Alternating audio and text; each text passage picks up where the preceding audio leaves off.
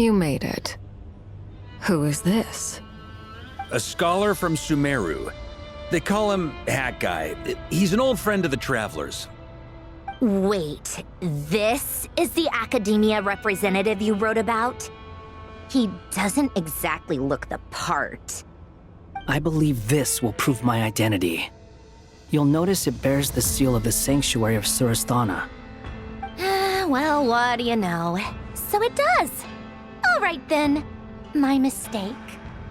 It's fine. I expected as much. What? So as I mentioned in my letter, the Academia's got its eyes on Dottore. But this matter remains top secret. Apart from those assisting in the investigation, the fewer people who know, the better.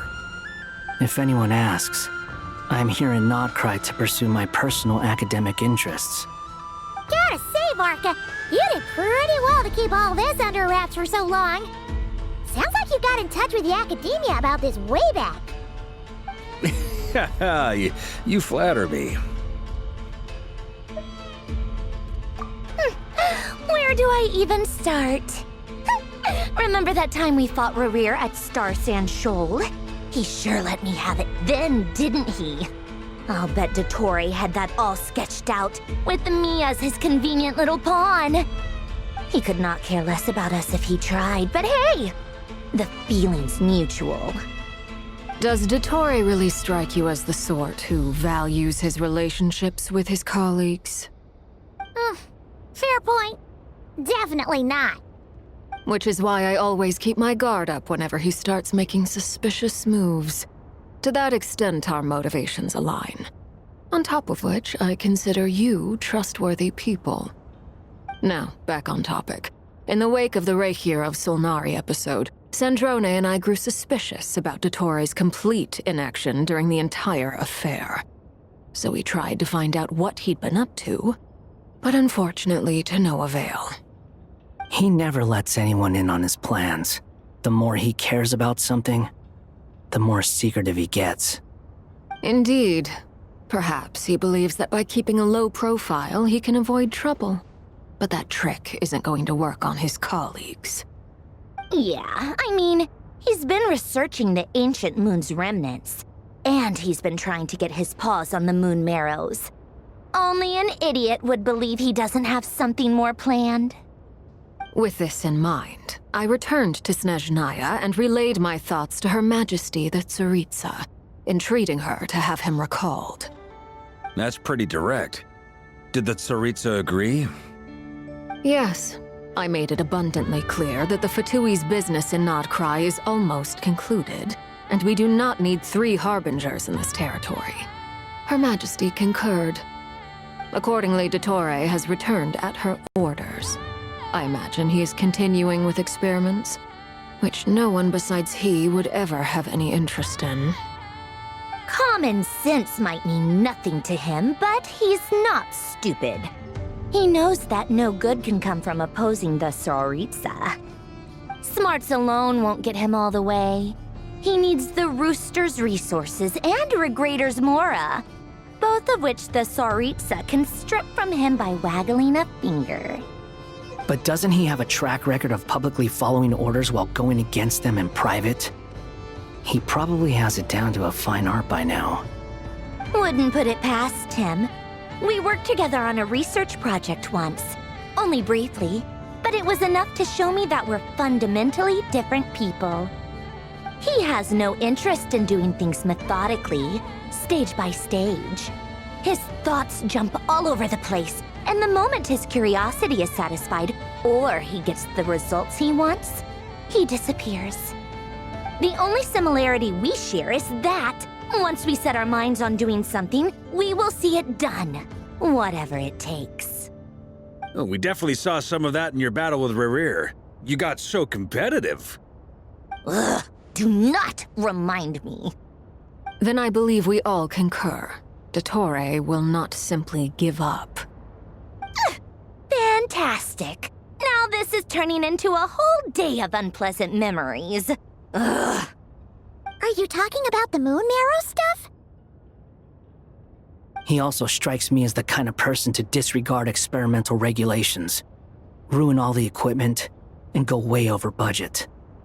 Then leave the first person he can find to deal with the fallout. Exactly! This one time, he was running some high-temperature experiment and the substance exploded. But does he care? No! He orders his subordinates to open the device so he can observe the results, which causes the gas inside to leak out. That gas was poisonous! If I hadn't been there, who knows how many people might have died? And after all that, he left while I was still cleaning up after his mess. What a waste of time, he said. Waste of time? The nerve! He wasted my time! You've been bottling that up for a while, huh? Hat guy, I must say, you seem awfully familiar with internal Fatui affairs. Especially when it comes to Dottore. Thank you, Lady Harbingers, for providing such valuable information. I have no other questions for now, so I'll be on my way. Wait, what? You're just gonna leave? You're welcome to join if you want. Ugh. Just when Paimon thought he'd finally mellowed out. He makes quite the impression. I'll say. I've met tons of headstrong people, but not many of them would join me in bad-mouthing Dottore. Anyway, back to the main agenda.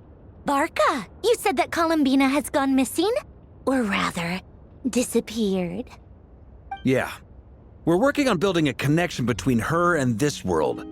The simplest method is to find out her real name. I've actually asked her that question before, but she said she didn't know. Considering our relationship, I doubt she was lying to me.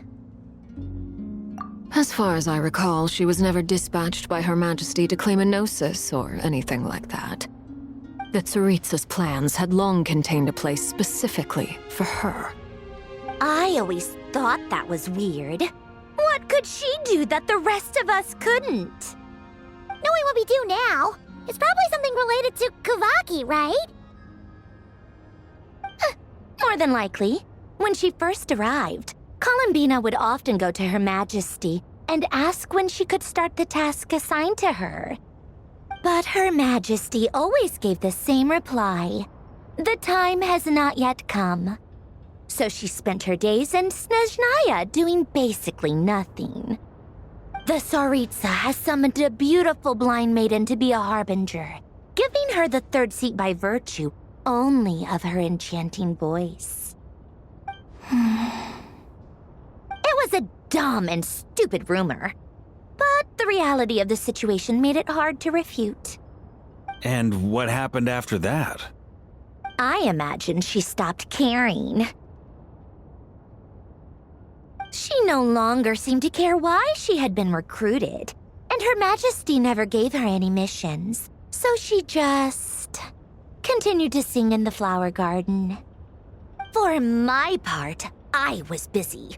So busy, in fact, that watching someone be that idol had me fuming. But still, I got the sense that she had long been used to a life of other people claiming she was needed when she wasn't. I just felt that having a place to stay would cost me something eventually. And so I waited quietly for the day that I would have to pay the price. And on the other end of that spectrum, you had me. Someone once told me that I had the lousiest work and the toughest luck. That's a good way of putting it. I forget who said it, but those words have always stuck with me.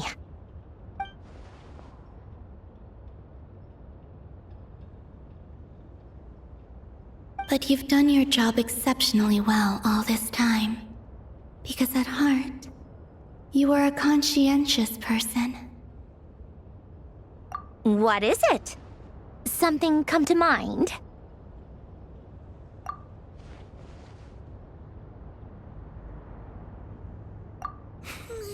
That makes sense. Nothing screams you are needed like your name shouted from across the town. Well, good luck with it. But if you ask me, Colambina is still the most shoutable name. I'm just so used to it now, after all the arguments we've had. I can't be bothered trying to remember another name for her. Nor I. Sandrone.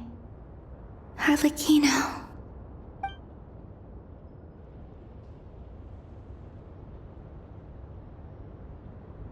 Huh!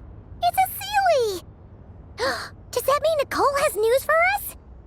Ladies, I thank you for your hospitality. If the chance ever comes up, I definitely owe you both a drink sometime. I'm sure it will. You can make your own way out. Heck, you've been here enough times, you probably know your way around better than I do. Okay! Time to do what adventurers do best!